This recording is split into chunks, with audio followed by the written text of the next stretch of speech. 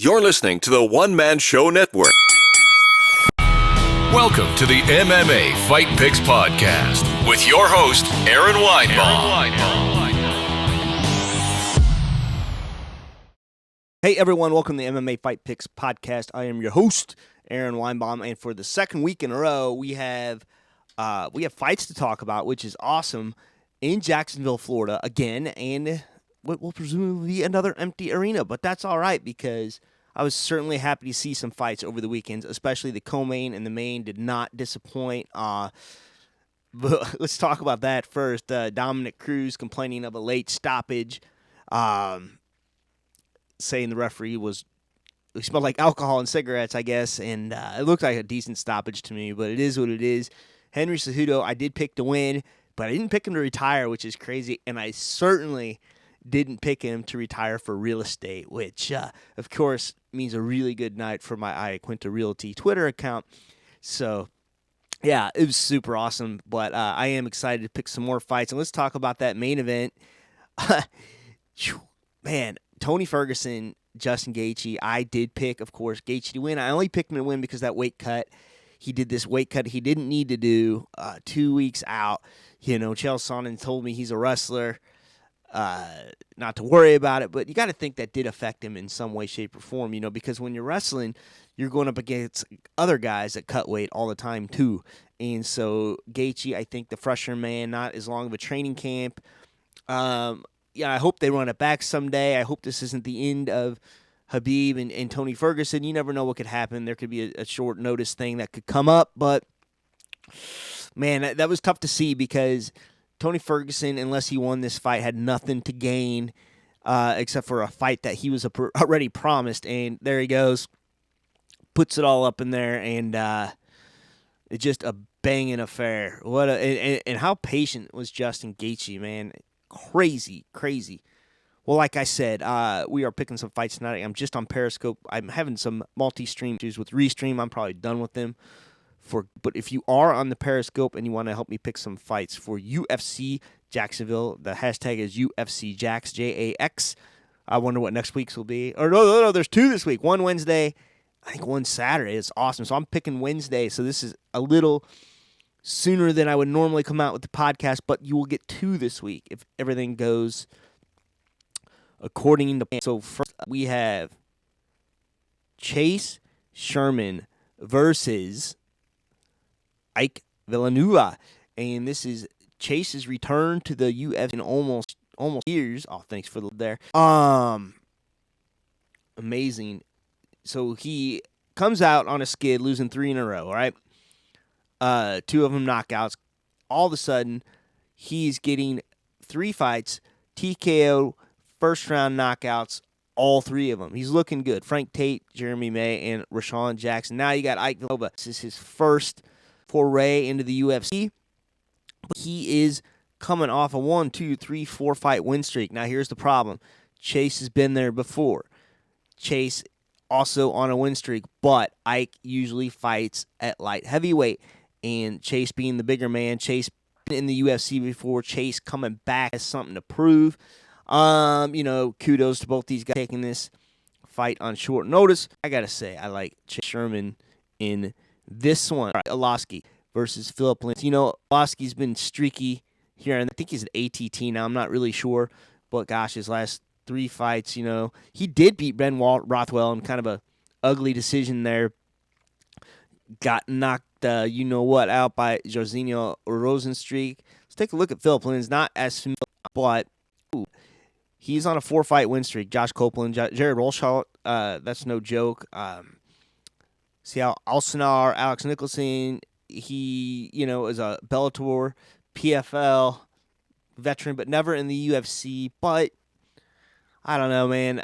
I love Andrei Arlovski. Glad he gave him one more run, but I got to go Philipe Linder. I think he's the incomer. Rick Simone, best mullet all of sports right now. This is Ray Borg.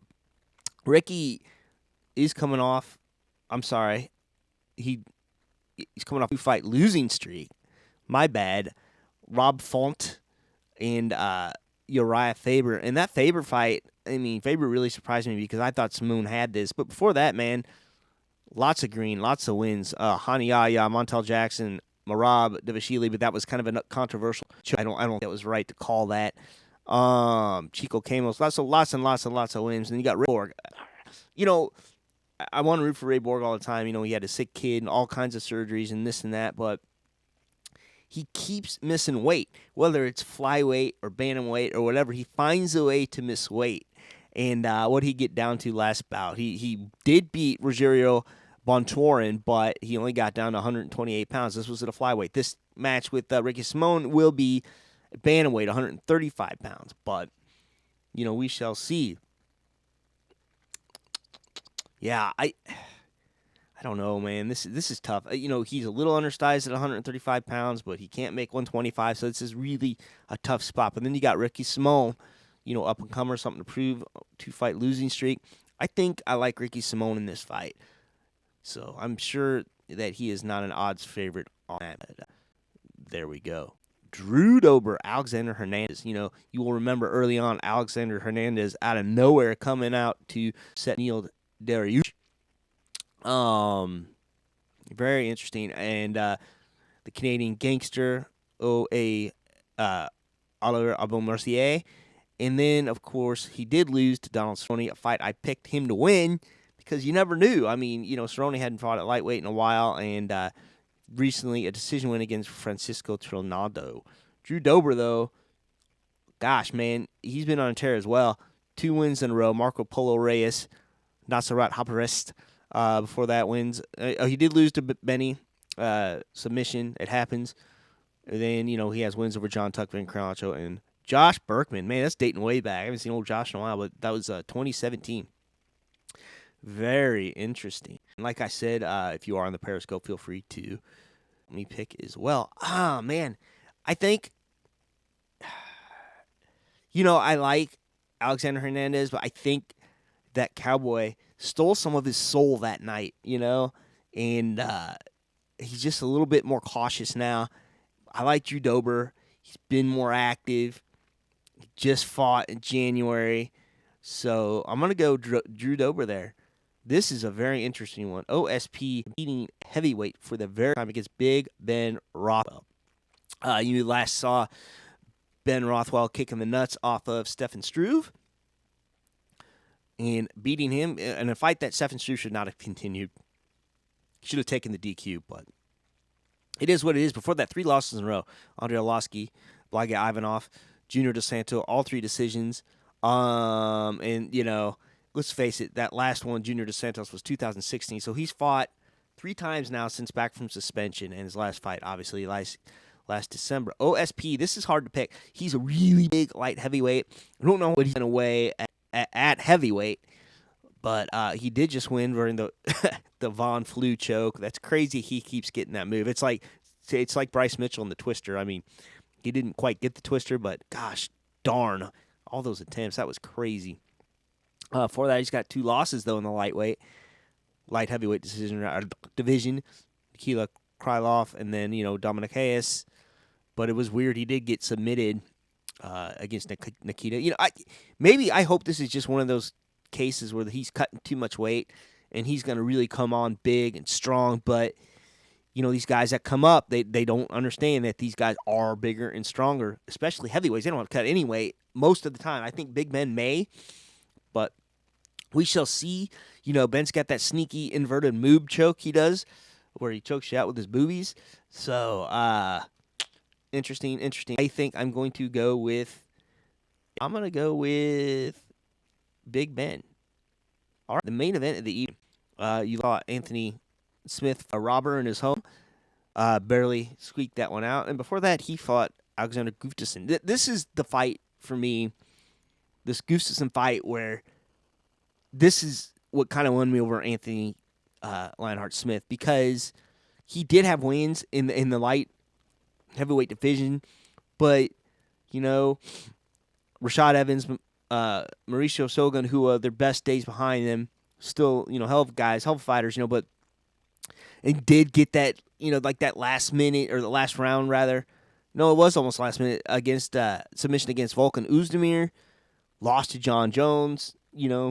That seems to be a thing, and I thought Gustafsson would have had his number that night. I would have picked him to win, but with broken hand and all, he submits Gustafsson. And this is when he really won me over contend in the light heavyweight division. Now he's always been a killer, really big light heavyweight.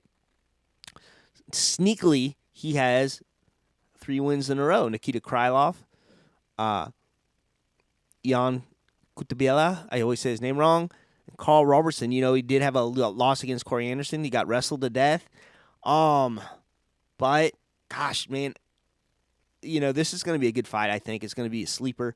I'm not sure what everyone's going to expect out of this. Not everyone's expecting this to be a good fight.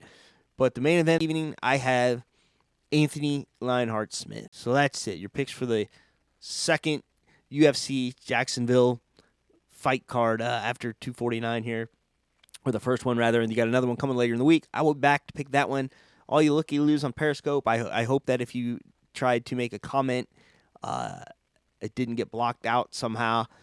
So I apologize. If so, send me a message on Twitter, and I'll try to get that fixed. But until next time, this is the MMA Picks Podcast, and I'll see you later on the week. Please remember to support the podcast by visiting the affiliate links on AaronSaysWhat.com.